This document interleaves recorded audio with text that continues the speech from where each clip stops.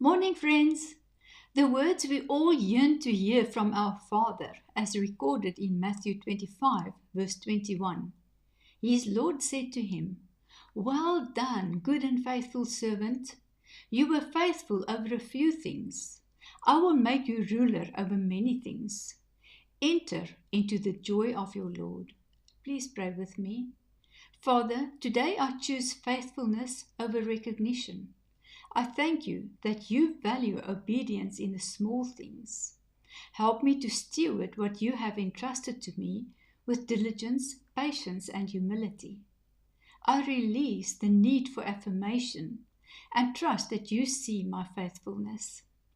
Teach me to serve with joy, even when no one notices, knowing that you are pleased. I desire to hear your "well done" more than the applause of people. Strengthen me to remain faithful in this season, trusting that you will increase what is surrendered to you. I commit to faithful obedience today. Amen.